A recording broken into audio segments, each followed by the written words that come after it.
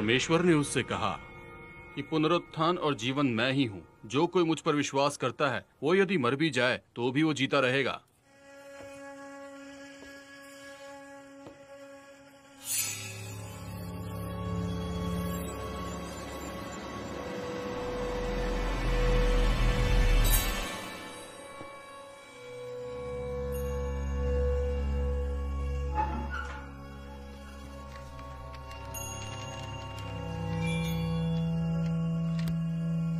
कागज में मौत के साए की तरह मैं चलूं तो भी विपत्ति से ना डरूं, क्योंकि तुम और तुम्हारी लाठी हमेशा मेरे साथ है।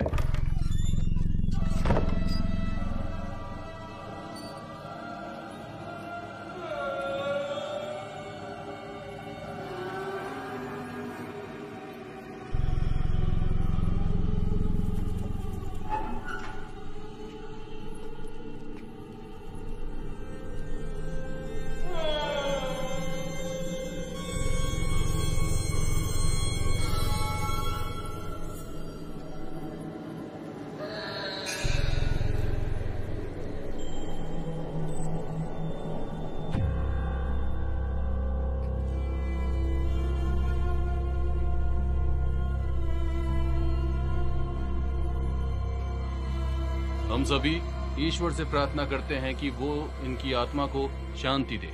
आमीन। आमीन।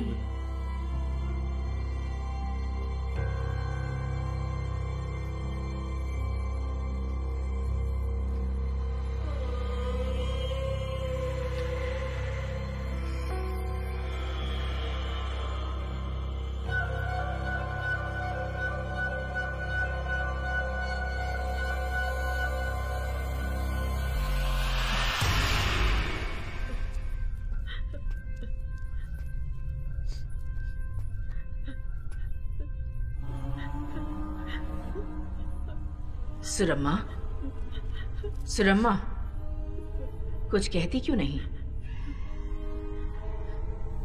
मैं तुझसे क्यों बात करूं? सुरम्मा, आपकी मौत कैसे हुई?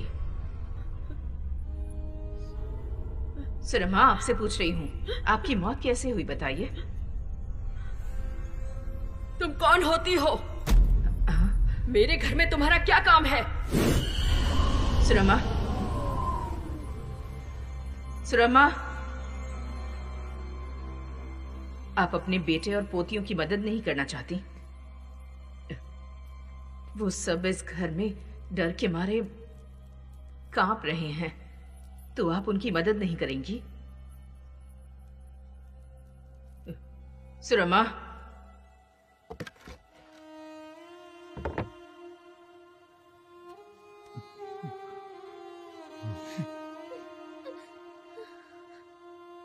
माँ जी की मौत के लिए जो घर जिम्मेदार है, उस घर में मैं कभी नहीं जाना चाहूंगी। लेकिन जैसा अन्नम्मा जी ने कहा, हम उसी घर में रहेंगे। सुनिए जी, मैं आपके साथ ही रहूंगी।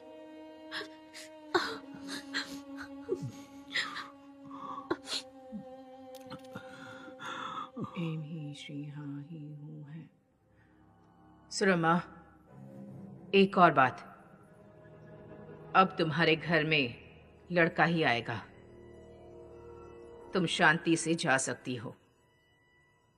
जो पैदा होने वाला है वो तुम्हारा पति ही है। सुरमा, अपने परिवार की मदद करो। तुम जैसा चाहो, अगर वैसा ही हो जाए तो हम सबका क्या काम। ये आवाज किसकी है?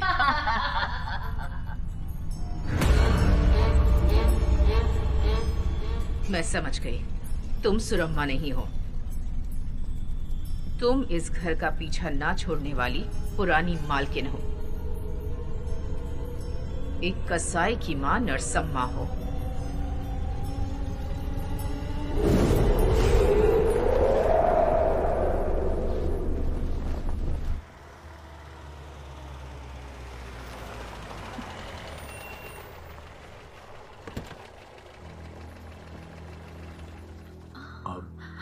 मेरी अन्नमा वो ही है ना? अच्छा यही है।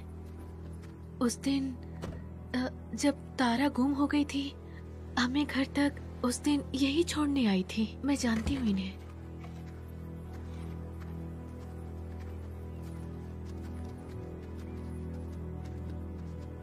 सभी देवताओं को साक्षी मानते हुए हम सब मिलकर ये दुआ करते हैं कि इनके इस पृथ्वी पर किए गए सभी प्रकार के पापों और किसी को भी पहुंचाए हुए दुखों को माफ करें और इन्हें आपके सानिध्य में प्रथम स्थान दें और अपने साथ स्वर्ग में इन्हें ईश्वर प्राप्ति का सौभाग्य दें।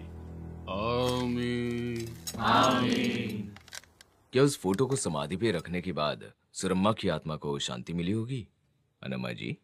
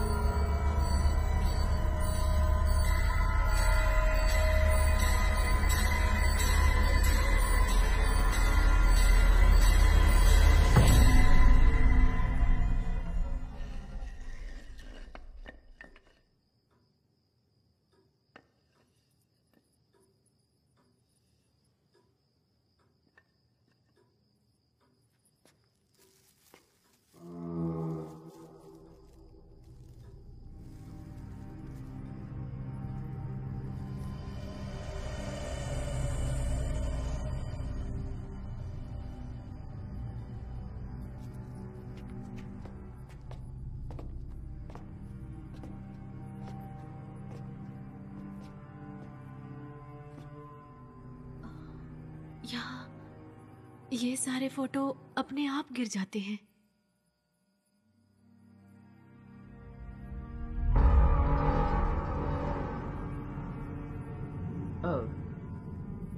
वो फोटो किसकी है? मैंने इस फोटो को पहले कभी नहीं देखा। वो फोटो शायद पहले यहाँ जो रहते होंगे उन्हीं की होगी।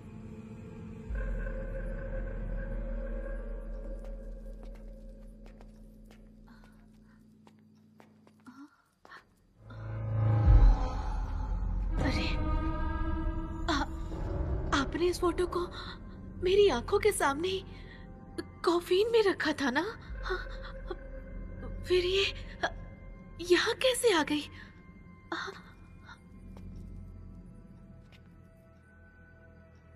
मतलब खेल अब शुरू हो गया है।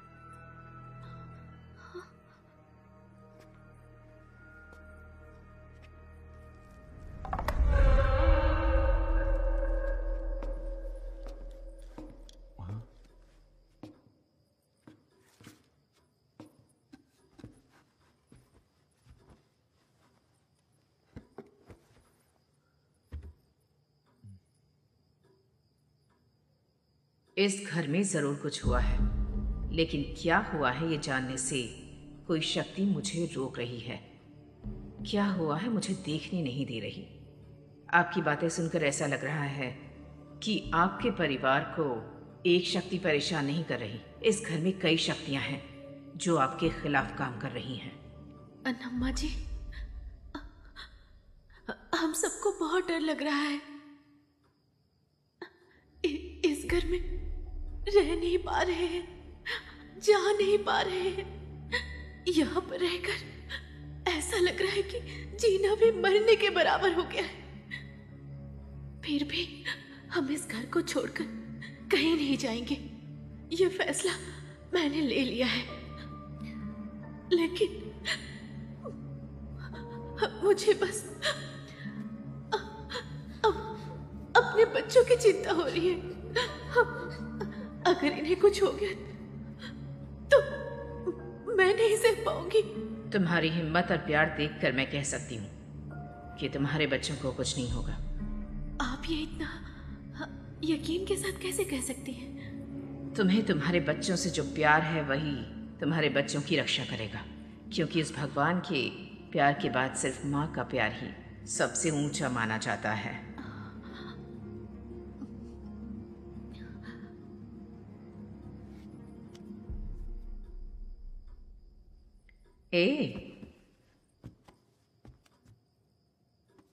तुम्हें डर लग रहा है क्या? मुझे कोई डर नहीं, मुझे सुनाई नहीं देता। अगर कोई डरावनी चीज दिखे तो मैं आंखें बंद कर लेती हूँ, बस।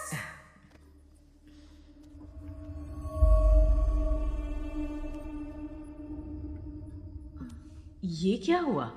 पता नहीं, कभी कभी ऐसी चोट नजर आती रहती है, लेकिन वो कैसे लगती है मुझे कुछ याद ही नहीं रहता।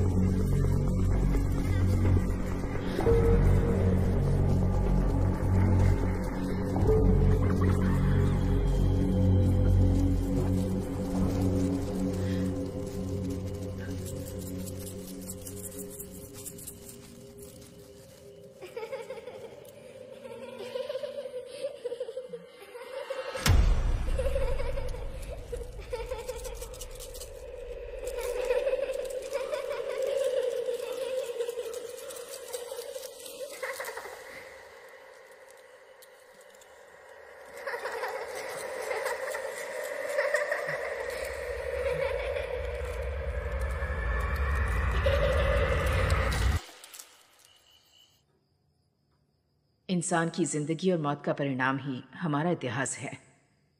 आसपास की प्रकृति का चरित्र पर प्रभाव पड़ता है। दिखने वाले पेड़, पत्थर, पहाड़ हमारी यादों के सेफ डिपॉजिट की तरह होते हैं, और उन लॉकर्स को खोलने की शक्ति सिर्फ कुछ ही लोगों में होती है। 60 साल पहले इस घर में एक परिवार बच्चों के साथ हंसता खेलता था, पर वक्त के साथ वो घर पता नहीं क्यों एक नर्क में बदल गया।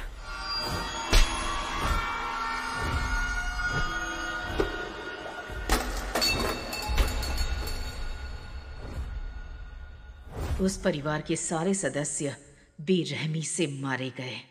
यही बात वो पेड़ बताता आ रहा है। उसके बाद अनम्मा जी, तुम रुको, मैं पानी लेकर आता हूँ।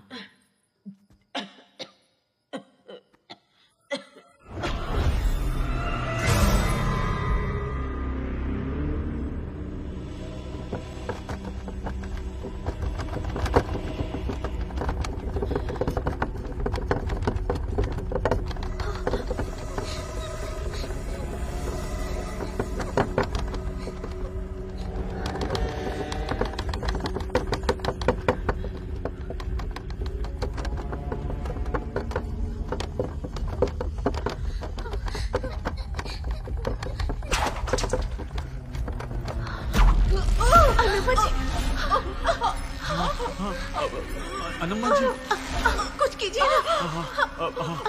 अनम्मा जी,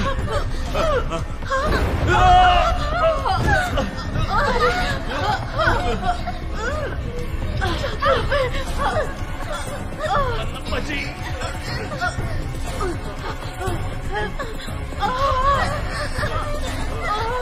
अनम्मा जी,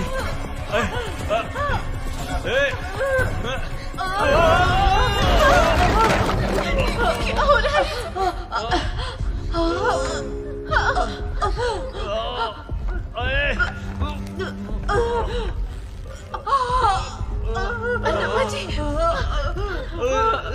अनम्मा जी, अनम्मा जी,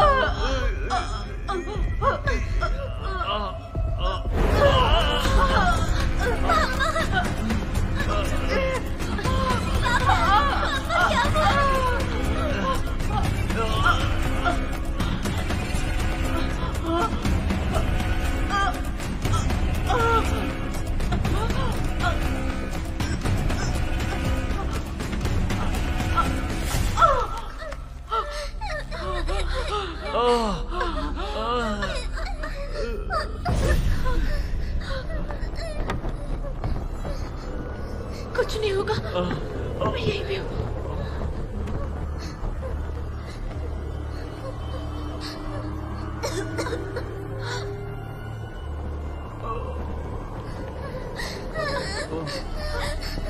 क्या है ये सब?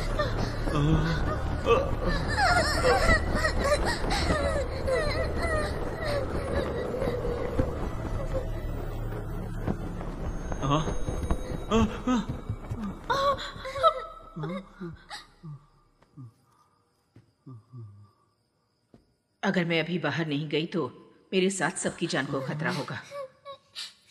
मैं ऐसा नहीं चाहती। परिष्कार का पता लगाना ही होगा, तभी इस घर में दोबारा कदम रखूंगी। एक और बात, अपनी छोटी बेटी का ध्यान रखना। देर हो रही है, मुझे जाकर अमावस्या से पहले यहाँ लौटना होगा।